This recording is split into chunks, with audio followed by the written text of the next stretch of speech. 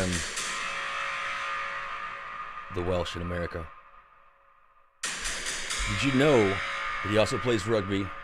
He has video evidence of fences in the capital, and even worse, he moved here for love. Welcome to the show.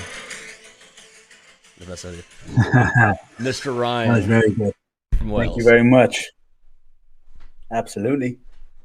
Awesome, man. I really do appreciate you coming on the podcast. And No, I appreciate you having me on. the past It was what was it, a couple of weeks in the making, I think. yeah. It's one of those things I think with the schedules of how people are, working from home, not knowing what's going to happen tomorrow.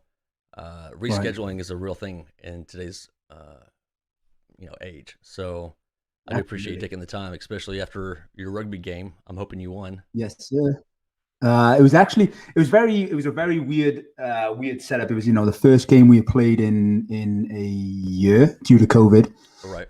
So we played 4 lots of 20 minutes, which isn't common. Usually it's 2 lots of 40 minutes. But I think due to fitness levels and just getting back into it, the referee decided to break it up a little bit. Okay. But it was actually a draw, which I was very annoyed by. I'm not sure if that's worse than losing or not. Well, I mean, it was technically a friendly, so it wasn't like a league game or a competitive game, even though it was physical. Yeah, I think I would have definitely preferred to be on the winning side. Who doesn't? I agree, and that's why you moved to America, right? Boom. Oh, there we go. The drop right there. So you moved here. So they say, so they say. So yeah, I guess the war may not be over. I don't know. You guys are coming here in droves. Yeah, we are. What's the story behind why you came to America? And I definitely want to give you this opportunity to give your girlfriend a shout out. And I'm glad that she influenced you to come here. Yeah, so basically, actually, it's funny that you mentioned that that you were in the military, right? So at the age of 19, I just didn't see myself being in the UK for the rest of my life. And my dad was a traveler. He liked to travel the world and do things like that. And I was looking basically for a way to travel and get paid to do so. Right? I mean, that sounds great. Who wouldn't want to do that? Yeah, who wouldn't want to do that? So basically, in 2010, maybe 2009, I actually went through like a weight loss transformation and got really fit, got really lean, and I really wanted to travel the world, get paid. So my first instinct was maybe the military. Okay. So I actually went to like Royal Marines sign-up day, just get some like information and stuff. And it was kind of funny because I knew that if I was to sign up to the Marines, I would have gone to Afghanistan straight away, most likely, due to the nature of what was happening. And my dad kind of talked me out of it. And then, so I guess what happened then is I became a personal trainer. I was training to be a personal trainer. And on the course, there was a gentleman who was telling me all about like summer camps in America. And I thought, oh, America, I've always wanted to go. And I could get paid to do it. And basically, long story short, I ended up going to a summer camp here, not that far away, like maybe an hour, 2 hours drive from here. And, my first summer, didn't meet my wife or anything like that, just came for the experience. And then I decided to go back. And that year, she was working there. And so, to be fair, she was the most attractive, to put it politely. Well played. And I was like, yeah. And it took. There was a couple who I had my eye on prior, but she was the main goal, I guess you could say. Basically, we hit it off. And when you're in that sort of scenario, you spend so much time with someone that you get to know them really, really well in such a short space of time. Right. And basically, it was coming to the end of my stint in America that summer. And she was like, okay, what are we doing? And where's this relationship going? Right. Yeah, right. I had never done long distance before. And I was kind of in like I wouldn't say a serious relationship beforehand, before coming to America. But I think I was in a position to be more settled, I guess. Okay. I was like, Yeah. all right, okay, let's give it a go, see what happens. And then we did a long distance thing for 6 years. And That's so throughout crazy. that time, yeah, no, to be fair, it is. And I kept going back to America every summer. So we would have like 4 months of the summer together, and then maybe 1 or 2 trips either side. Okay.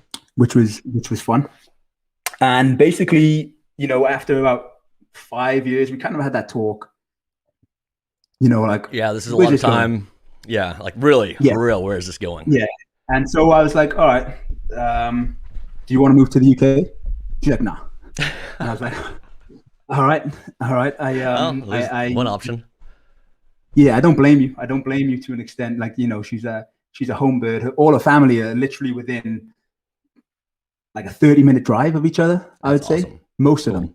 Right. Yeah. So that basically made my life, or the decision, easier, although harder for like people back home, like my parents and whatnot. Well, has technology helped keep those connections? I feel like that may have helped, or no?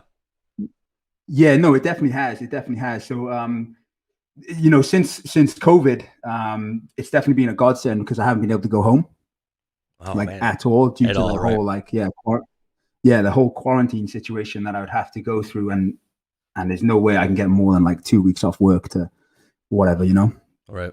But yeah, it's definitely helped. Like it's technically Mother's Day back home in the UK. So, prior to this call, I was on FaceTime with my mum. And then I called my dad, and then I frequently text or like call my brother. Not so much my sister. I don't get me wrong, I love my sister, but I'm just not as close to her as I am to like my brother or anything. So, well, I have the same feeling towards one of my brothers, but I'll let them figure out which one it is. I'm kidding. I got 3 older brothers who are all awesome and oh wow, not as smart as me, but not as good looking. There cool. You go. So nice. We I guess kind of connected. I was watching your live stream, and my mind almost melted because you were at the Capitol live streaming, from your phone. Probably I think 50 or 60 people were in the live stream, and you were just walking along the fences with barbed wire. And yes, sir. Although I technically razor wire is what I was. Razor wire. Okay. The amount of people who are like shitting on me because I'm saying barbed wire all the time, but it's actually razor wire. I do apologize. Well, I have an apology right there. That's what I would say. Here you go. It's for free. Yeah, Costco in bulk. It's all the same to me. Yeah. You say that to the next time. Like, oh, I got something for you. I got it all the way from England. There you go. There's barbed wire. Barbed wire, razor wire. Don't let the semantics get hung up on you there. Americans don't even know what barbed wire is, probably. So it was frightening to me that was the first time I've seen anything more than a 2-second clip, on Facebook or on, if I stumble upon the news for whatever reason, of how crazy shut down the Capitol is and how access is basically non-existent. Correct. So what do you feel is the craziest thing that could possibly be happening, and what is the most probable thing, and what is the best case scenario? So 3 answers there. Okay, so I think the craziest thing that could... This is not necessarily my opinion. Right, this is from what people... Yeah. This is hypothetical. This is what people have been saying. If you look at my TikTok, right, and you look at some of those videos, some of those videos have like thousands of comments, like thousands. I'm like, how the heck am I supposed to get around to replying to all these people, right? Right. And usually it's just back and forth between like a couple of people. So to be fair, I think the craziest thing that could be happening that people have said is something to do with the tunnels. Oh, gosh. Yeah. This is just for people watching this. The tunnels are in reference to child pedophilia, sex trafficking. Correct. Yeah, correct. So, But luckily in 2000 and prior to when was Trump's inauguration? Was it 2017? Yes. Right. So in December of 2016, I had the privilege of actually getting a private tour of the Capitol building. Oh wow. Yeah. The wife's uncle, I believe, is in the Coast Guard. So you're part of the system, I see, is what you're saying here. All right, we've got that down right here. Part of the system. I'm kidding. Yeah. So basically, I had a private tour of the Capitol building. I wouldn't say private tour, but it's More actually on my exclusive. YouTube, I believe. Yeah. So it was definitely. Although to be fair, the only thing that was off limits from what I remember is the balcony, because the Secret Service were prepping it for Trump's inauguration, I guess, where they usually do the inauguration. So like I obviously went through, because you can go from, I can't remember the exact building that I came into, but it was like maybe the Library of Congress or something. But I know in Capitol Hill, all the buildings are interconnected by tunnels to get to the Capitol building. I did not know that. To me, oh yeah, okay. So to me, that's the most far-fetched thing that I've heard. The most probable explanation is that obviously they're worried about something, God knows what, to be honest. And then my personal opinion of what's going on is that it's just a waste of money. I'll agree with that. That's definitely a waste of money and resources, and having families away from their loved ones. The National Guard. Exactly. They don't need to be there. Right. Yeah. So like the thing was that I went into DC. I think I was there last weekend or the weekend before, because on the news I saw that they were going from the 12-foot fence with razor wire down to an 8-foot fence with razor wire. And oh my gosh, that's so stupid. No, exactly. And then they pushed it back over a road. So like they moved it closer towards the Capitol building. And I was like, all right, I need to go check this out, because this doesn't make any sense. Like I can only imagine how much it costs to go from a 12-foot fence to an 8-foot fence. And the logistics. It's so and imagine stupid, the person putting that stuff up. Like, if I put up a 12-foot fence, in the military, they're like, awesome, we did a great job. It looks fantastic. Yep. We're definitely going to keep people and protesters and any insurrectionists out. But we're going to need you to go ahead and cut that down to 8 feet. That's a little too tall. Well, the funny thing is they didn't cut it down. Motherfuckers. Yeah, they didn't cut it down. They put up a new fence. Oh, I'm sorry. It was new. So we got the 12-foot and the 8-foot. Yeah. Oh my gosh, my mind just exploded. Yes. I couldn't quite believe it. And damn well, whoever's in charge of that fence company put an exceptional markup on that. Man, you don't know how expensive razor wire is in DC. Yeah.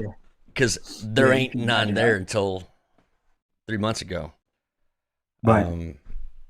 That would be interesting. Hey, whoever's watching this that loves conspiracy theories and loves the rabbit holes, Bugs Bunny this one, and figure out who the company is that has the razor wire.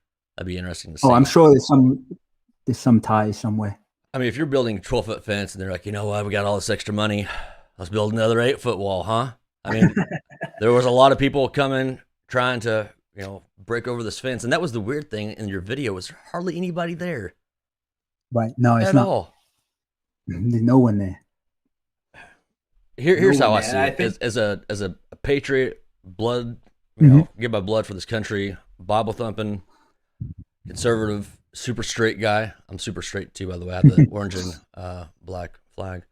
The grinder. Oh my gosh, that's so funny. Okay. It boggles my mind that, hey, no, I'm on there. Don't worry about it. It boggles my mind that they're worried that if 1 million Trump supporters showed up on January 6th, and to my account, 0 guns were there, but they're all gun-toting Americans. Okay, well, let's say that a handful of them had guns. I mean, I haven't seen any police reports saying that there were guns. But if anything was to go down, 1 million people with guns would have happened January 6th. Right. And if these insurrectionists are so dangerous, and don't get me wrong, people that walked into the Capitol building, went through police and stuff, You commit the crime, you do the time. Play stupid games, you win stupid prizes. Exactly. But at the same time, all these people are Second Amendment, not even advocates. I mean, they're evangelists. Mm-hmm. And if they didn't bring the guns then to take over Congress, and there's 1 million people there, I can't imagine them not having the resources to, sniff that out. Now that it's kind of on the radar that there were a lot of, about 72 million people in America pissed off about the elections. If there was going to be some kind of migration of 1 million people back to DC, how long would it take them to build up a wall? Yeah. I mean, 12 hours, 18 hours? If that. If that. So that's what is really feeding into what I see. The other weird part about all this is a QAnon. That is. What's your opinion on QAnon before I say my bit? I got to hear this from an outsider. Do you know, like, so it's funny, a long time ago, I got deep into, like, conspiracy theories and stuff like that, just out of curiosity more than anything, because it does make you think. It makes you potentially think, it's a story. What if is going on. Right. Yeah. My opinion on it is that they're definitely out there in terms of, like, what they're thinking. I don't think we're on the same wavelength personally. But again, it's just one of those things that, the stories can be manifested to seem very real. You can definitely find sources of evidence potentially that can help bolster an opinion. Well, everyone that I've seen, that I've had, brother, I've had hundreds of people in my life send me videos from what I've realized is a network of QAnon insiders. These people just so happen to have insider information, and if you're watching now, they're going to come for your guns, and they're going to come for your families, and buy this gold. This gold is awesome gold, and you can get a free discount on this gold, blah, blah, blah. But back to your life is going to be terrible. QAnon's warning us. Did I mention silver? We have silver also. You should definitely buy silver because the dollar's going to fall apart. And so buy my stuff, and I'm going to scare the shit out of you.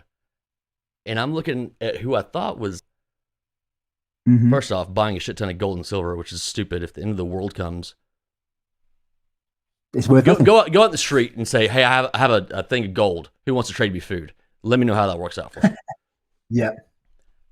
So then we have QAnon, I believe, is a misinformation campaign built by some person who's a genius, evil genius, Dr. Evil style, to get all these people worked up.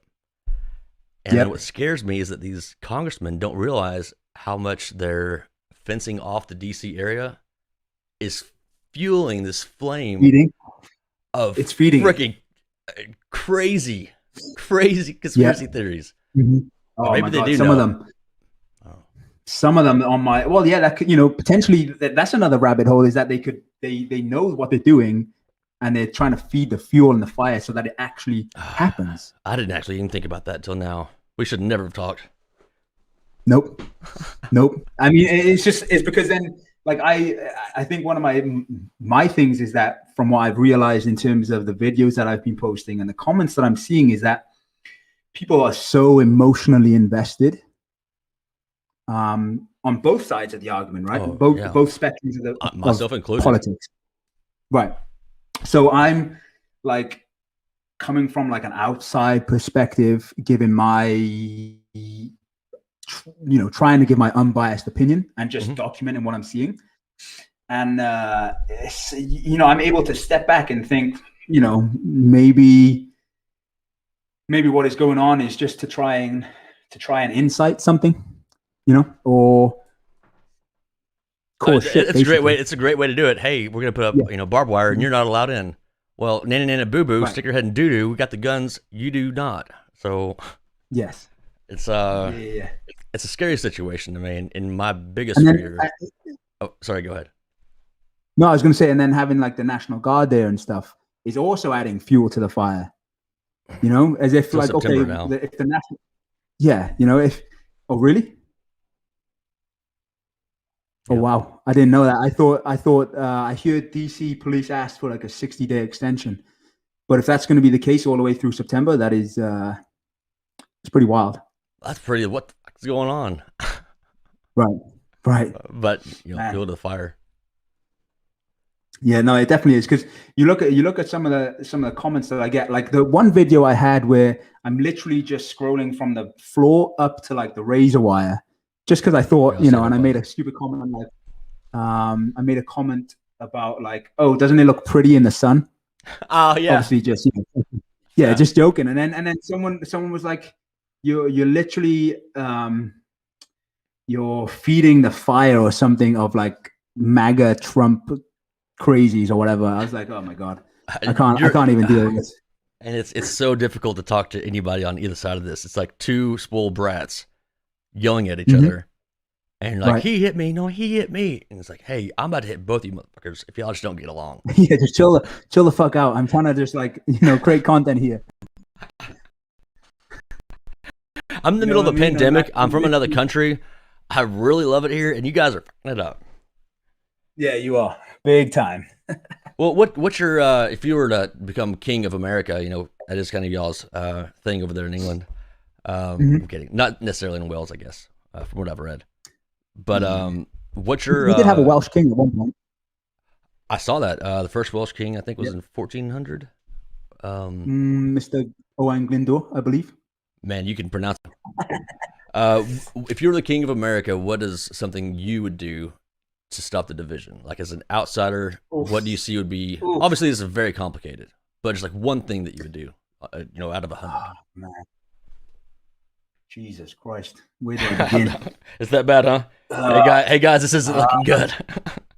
No, to be fair, I don't. I mean, I read something funny about how now that Harry and this is sidetrack. Now that Harry and Meghan are over here, if they have a son, which they do, and he becomes president, then it's like coming full circle. Oh, bro, I've heard it. The royals, Done heard it. the royals take over again. It's all ploy. Yeah, no, it is. Geez, the one thing that I would do if I was in America, I'd make everybody study like full on history from like Roman times, I would agree with because that. I feel like there's so much that we can learn. It's interesting From too. It's really like captivating seeing these people's Mhm. stories to me personally. Yeah, no, 100%. And like, I just think people need to be a bit more educated, and maybe not be emotionally like personally to me. If I could see in the UK, we have like 5 or 6 political parties. All right. So in the US, where there's just 2, obviously there's going to be 50-50 division, right? Yeah, there's no like, You say that there shouldn't be, but go ahead. yeah, you're right. There shouldn't be. There shouldn't be. They should be very closely linked. And In then a terms few of the things should policy. be sideways. Like 80% of Right. everybody should agree on 80% of stuff, and then 20% of people Absolutely. then debate that stuff. This isn't the Yeah, fucking NFL absolutely.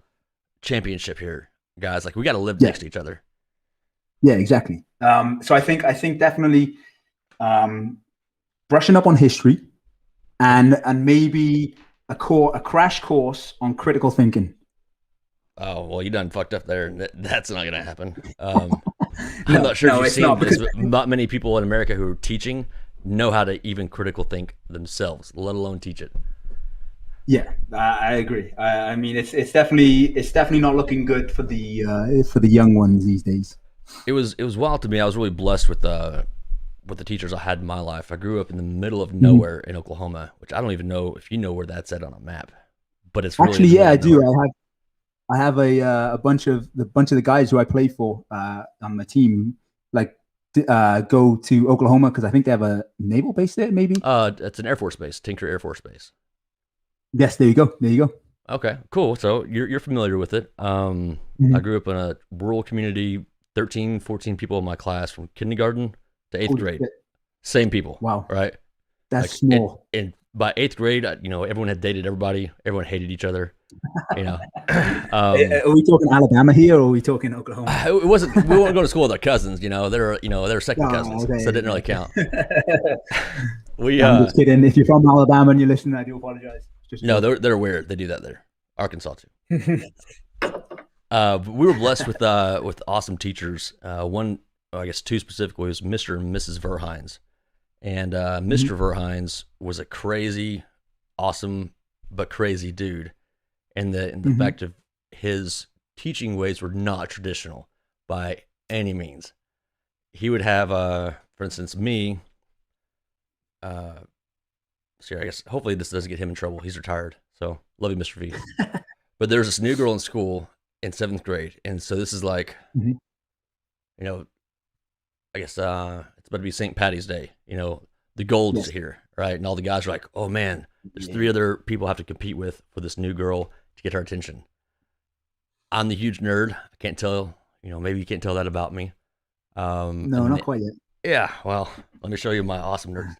But the athlete also had a crush on her, and so what Mr. V did was he put her in between me and Cliff, and he asked us science questions, and he was asking me like, how many, or you know, what's the symbol for cobalt, and what's the symbol for you know, neon, you know, what's the atomic number for yada yada, and he's asking Cliff what's color the sky is, and I'm like, hey man, this ain't cool, but you know, she had to walk back and forth to see.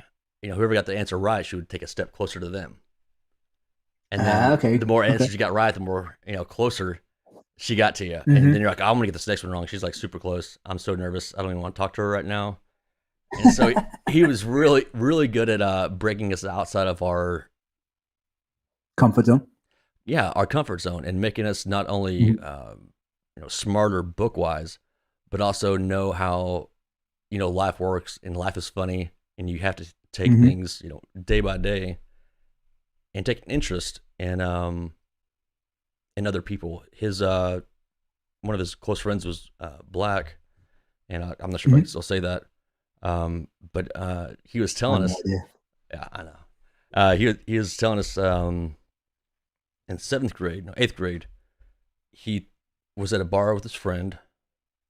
And he said, you know, you never really understood how it is being me around all your white friends. I want you to come hang out with me and my friends next weekend. And he does. And Mr. V said it felt really strange being the only white guy in this huge bar. And he's telling a lot of white kids this in rural America. And that's something that stuck with me. Like, I bet that is kind of weird. I never even thought about that. Not that he was asking us to go, you know, do anything about it, but he's giving us those critical thinking skills. So I just want to brag on him and say I wish more teachers were like that, not so much by the book, but by the product. Right, because in life you use, if you can be critical and you can think logically, you can dissect situations that previously you may not have been able to, or even not even thought about, I guess. Right. Yeah. Exactly. Just like we talked about earlier, the Congress is probably setting all this on fire on purpose, and we just started our own conspiracy, the Welsh conspiracy. You just never know. You never know with what's going on. All right. Well, can I get you for another 30 minutes? I have 15 minutes of questions from other people. Okay. Cool. Appreciate this. And also, anyone who wants to hire this gentleman's fine voice to read any books, such as 50 Shades of Grey or Harry Potter, he is for hire. Yes, sir. Harry Potter. I didn't know that first one was going to come. That was hilarious when you told me that. All right, so from my notes on watching that 15-minute YouTube video on Wales. Yes, sir. So Celtic and Gaelic. Yes. Those are the that tradition was kept pretty much because of Wales, but Scotland and Ireland also have those traditions, correct? Yes. Okay, so it's my understanding that Scotland and Ireland were obviously at war a whole lot more than Wales were, because y'all's longbows. Apparently, y'all kicked ass with your longbows. I'm not sure if you knew that. Yeah. Welsh longbowmen. Yeah, 100%. We were actually. What is it? We were actually high. Welsh longbowmen. That sounds badass. Yeah. Basically, they were.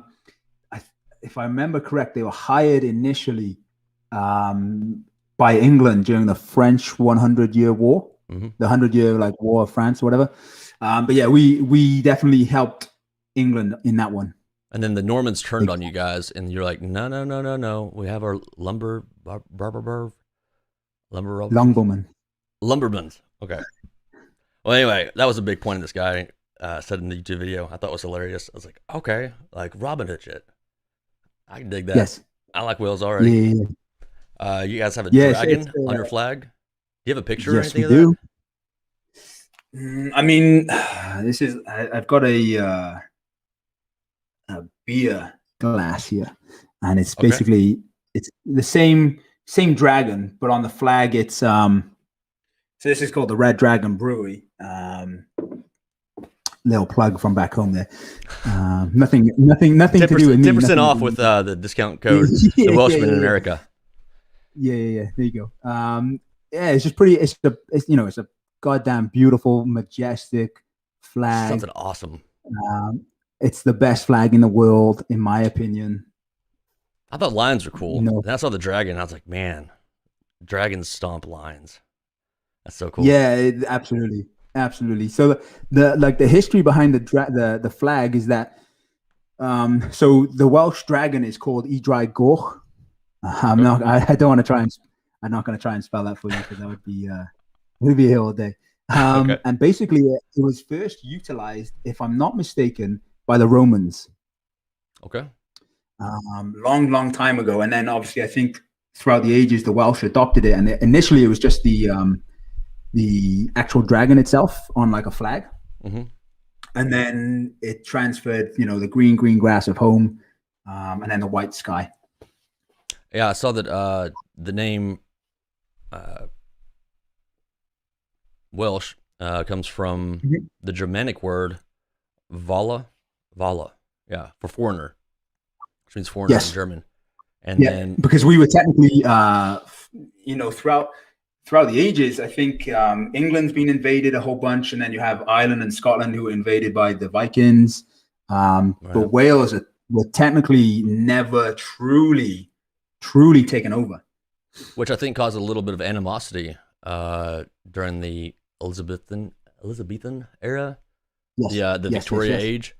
Everyone was like really pissed off at you and snooty and be like, you guys can't speak your language anymore because, well, we don't know why, but because we said so.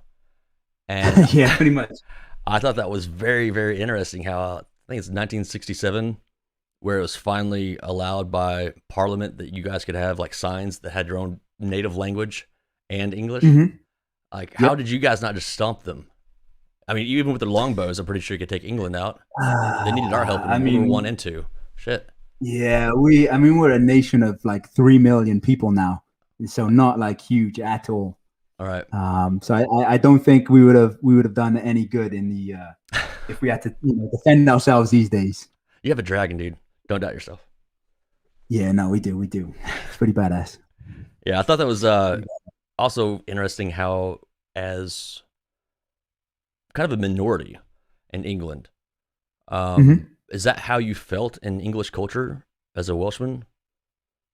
I mean, in today's age, you kind of, if you're Welsh and you're living in England, for example, there's definitely the back and forth banter. Oh, like fun, like, hey man, like I'm from the South, you're from the North, your food sucks, you date your cousin. Yeah, there's not really any tension anymore. The only time there is tension, to be fair, these days is when we play England in rugby. That is huge. That is huge. So you're not a football fan?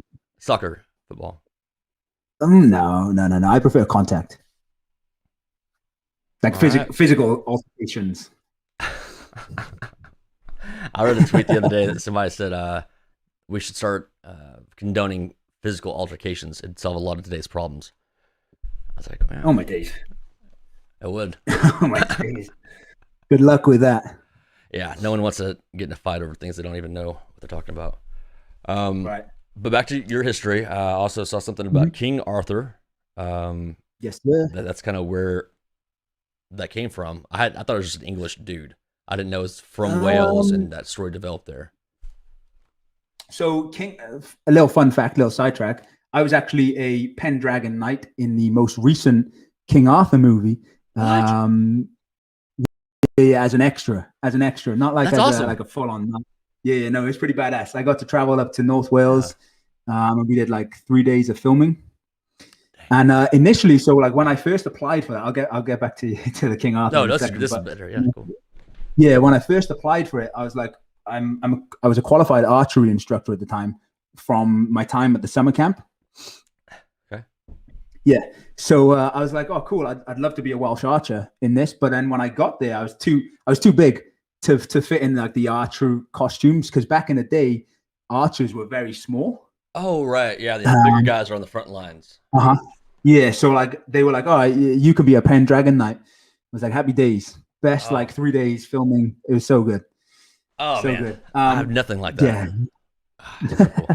Well, and then going back to King Arthur, so there's kind of like a debate because they say King Arthur was a Roman knight I've heard. Yeah. or Rome or something, and then there's also tales of him being from Cornwall, not necessarily Wales. So there's usually a bit of back and forth between Cornwall and Wales on the true nature of where he came from.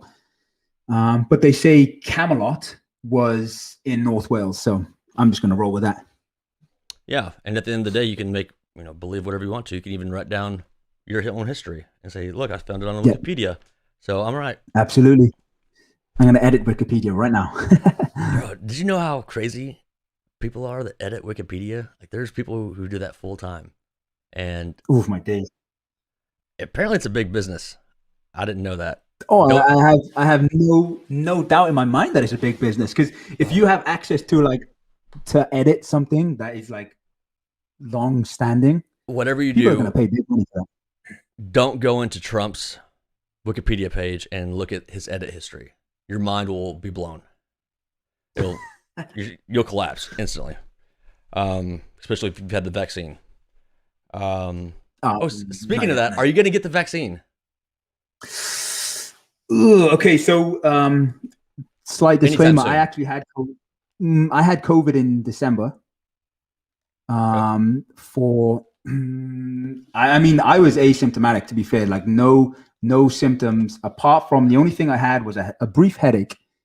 And I had trained pretty much every day for like the previous 2 weeks, and it was very peculiar. Like literally, I filmed myself getting the results, and I was like, "What the fuck? Are you serious? Like how I'm like one of the most healthiest individuals I know. How the heck can I get it?" But there you are. And then, so will I get the vaccine? If it's made mandatory to travel to the UK, yes. Oh, I don't like hearing you say that. Not that Right. nothing about you. But... No. Here's the thing. Here, Mr. Welshman, I'm going to tell you how America does it. Yes. America's going to say, you can go take that vaccine and shove it up your airplane. We're going to make our own airplanes.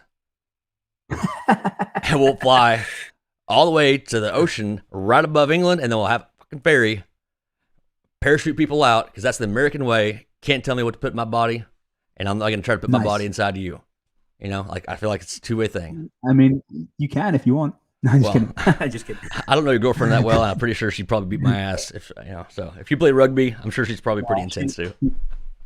No, she's only little. She's only little. That's awesome. Well, what does she do up there in DC?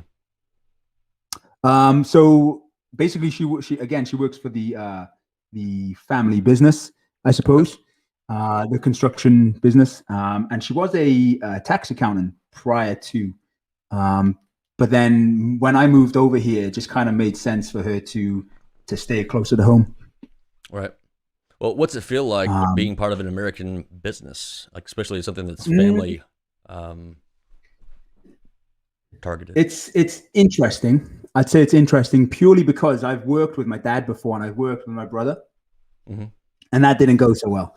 And I only say that because my brother was in charge of me, so like he's older than me, and he's older than me, and he would always make me do the stupidest shit that I hated. And then obviously, let me guess, you didn't do it right. No, not the first time. Not the first time. Yeah. And then obviously my dad's telling my brother what to do, So it's just like a fucking vicious circle. And you're never going to be able to tell your dad what to do. You can go ahead and No, exactly. bank on that. Now I can. Now I can. But oh, you're also an ocean away. Not back then. Yeah, not back then. So it's kind of, it was, I had that mindset going into it, what it would be like. Okay. But luckily, I'm not very, I don't interact with my wife, for example, or many of her relatives firsthand. Right. Which is kind of nice. And I think that definitely makes life easier for me. That's a really smart business move also. If you're going to go home with your family, when you're at work, you should probably try to separate yourselves some kind of distance, that's. Yeah, for sure. I'm glad you tied that in. Another thing I try to do on this podcast is entrepreneurial and small business tips. So as far as family businesses go, I think that's a great tip from an outsider. So thanks. Oh, absolutely. I mean, especially because, being the only person in my family, my actual family from back home here, it's kind of like, I don't want to have to I don't have to come home, speak about work, speak about business. I just want to chill out and keep them separate. Yeah. Leave it at the door, so to say, right? Yeah, exactly. 100%. 100%. Cool. Well, let me get you for another 5 minutes. And yes, sir. I'm sure that there's tons of people texting me right now. My phone's blowing up, asking questions. So we may have to have you back on again. Maybe do a live stream I'm on all TikTok. Okay. Well, you also have to practice your voice for your 50 Shades of Grey. Not to me. Yes, but oh my God. I mean, all right. Here we go. All right. I'm totally straight, super straight. No. Yeah. What's the biggest thing you hope to accomplish during your time in America, however short or long it may be? If you get hit by a bus tomorrow, kind of thing. Like, what do you came to America? What do you hope to accomplish from a citizen standpoint? Okay, so fun. Like, to me, I've always wanted to be have like a legacy, I think, and because of. So my surname is Davis. It's Davies. It's the British way of saying it. Okay. So in America, you would say Davies, right? I think I want to get to the point where I no longer have to spell out my name and say it's the British way of saying it. People know it. I think. Yeah, I just want people to know that that's Davies. That's Davies. Yes, is what you mean. Yes. Yeah. That's pretty admirable. I think having because like I hate having to, like, sometimes my wife will be like, she'll just say Davies just to like make it easier for other people. Whereas like, I'm like, it's Davies, the British way. Davies. And pronounce it again. I think Davies. Pronounce it though. Is it Davis or Davies? Davis. Okay. So yeah. in America, I already fucked it up. Davies. Okay. But I think that's what the biggest thing I'd like to accomplish, and then along with that, just cementing like my roots here. In terms of, obviously, I'm probably the only Welsh person from my family ever to come over. Maybe, I don't know. Ancestry.com. You never know. I wouldn't do it, but you can find out. Well, that's how I found out that I was closely tied to William the Conqueror on my mother's side. What? Yeah. I'm like, so here's a fun fact for you. Shoot. There's like 5 million British people who are directly linked to William the Conqueror. So I could be anywhere from 1,000 in line to like 5 million in line, right? So I would have to kill about 5 million. Not going to obviously do it, but you know what I mean? I'd have to take out that many people and I would be king. Well, there's a way to do that. Vaccines are a great way to start. Just kidding. Yeah. Well, thank you very much for your time. Another rabbit hole. Yeah, another rabbit hole. I'm never going to get the vaccine. I say never. I'm not going to get the vaccine anytime soon. I actually did something pretty crazy today. I walked around Lowe's without a mask on after I saw this other couple not wearing a mask. And I said, excuse me, sir, ma'am, did no one stop you yet? And they're like, no, we just walked right in. And I was like, America. Nice. Took it off. So let's go. Team America. Team America. Yeah. And I guess my last tidbit on that, last year, this time last year, I was the only one in Lowe's wearing a mask because I saw how quickly the virus was spreading in Italy and things like that. Did my own research, didn't watch Fox News or CNN. And I was like, hey guys, I think this is going to be pretty bad. So I'm wearing a mask. So for 2 years in a row, I'm the asshole at Lowe's, not following what everyone else is doing. So welcome to America. So good. You're making friends with the Rebel. I'm glad to have you on the team. No, I'm part of the Rebel Alliance, so I think it's pretty good. All right, I'll be your Skywalker. Yes. Yes. All right, brother.